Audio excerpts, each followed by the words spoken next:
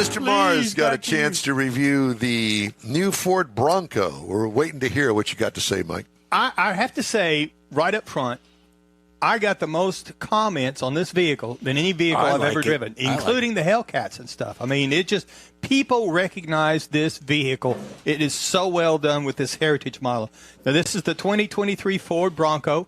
It is the Heritage Edition. Now, this is the two-door model. It is a truck-based SUV. You can get 7 different models of the Bronco. This is the 6th generation of it. It's part of it. But this version, they've got 2 different levels of the Heritage, and it is a 4-passenger vehicle. It is 2-door, just like you remember them. And they've just done it extremely well to make it look the same, but it is obviously much bigger. The one I had came with race red, so it had the white removable top, had the white grille, the white 17-inch wheels on it, and it's just really well done. Had LED headlamps up front that are automatic high beams. The wheels are a 17-inch Oxford white aluminum wheel that's made to look like the old steel wheels. Just really nice looking. Now, when you get to the inside of this vehicle, again, this is a 4-passenger model. They don't even try and make it a 5. We had the plaid cloth seats. They're very supportive. The front buckets are heated. The split rear seats that fold are also folded in the plaid cloth. We had the 8-inch center stack in the front, and it was, it's always nice to have a little bit bigger, but this one was very good. And the dash on it, we had the white dash all the way across. It almost looks like it's plastic. It's not, but that's part of that Heritage look that goes with it. Now, we also had the 8-inch digital screen for the driver to have all the controls and all the information that the driver needs there. And locking glove box on it. We had the grab handles. One thing I wanted to note, the grab handle coming in off the passenger side, because it is set up, it is a lifted type vehicle. It's up on the console close to the center stack. It's a reach. It's not up on the pillar where you would think it would be like in a lot of Ford vehicles.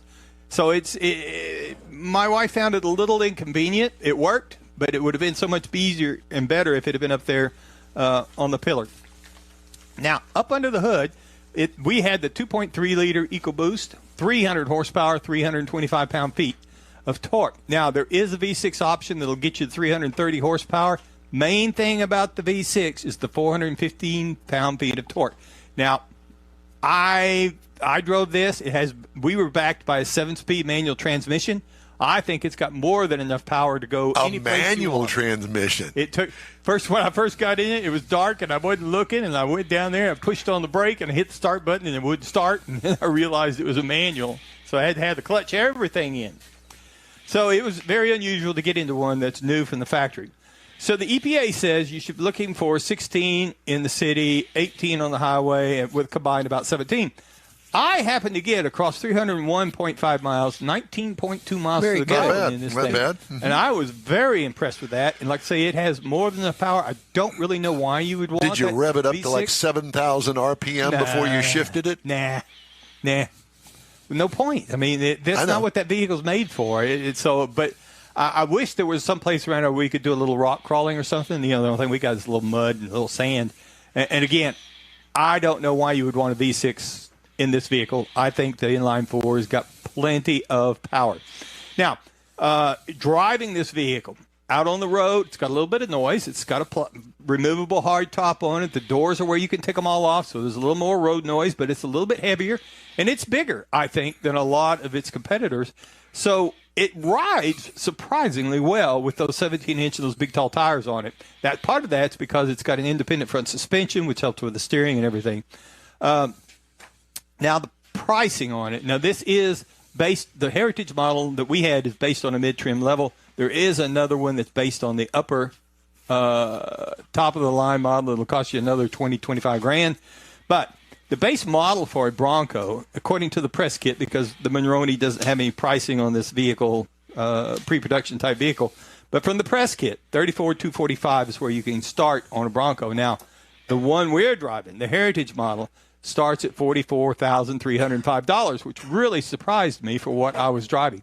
The best I can tell, the Heritage model is going to start at about $49,000, trying to figure out what all was on it and what wasn't on it and put it in there. So sub 50 is what I would think. If you want the top-of-the-line model, it's 66.5, but that's based up there with the Raptor. The only real competitor I thought was applicable was the Jeep Wrangler, and I found a Sahara for $45,925, so about in that same range of $49,000, $50,000. And I think if you're looking, you really need to go look at this, particularly, like I say, if you like the old school Bronco. I liked it a lot. Definitely something. Well, I'll tell you that Ford loaned me one of those. It was a yellow with the white wheels and white top. I loved it, and I was very thankful that I got a chance to drive it from Chicago up to Wisconsin and back, and it was great. And I've already reviewed that, and I said the same thing. It was great. Now, mine didn't have the manual transmission; it was automatic. But whatever. Yeah, I probably wouldn't go for the manual just because if I was rock crawling or something in the sand, the manual's a little bit tougher than the automatic. But again, and surprisingly, most of the comments I got were from women.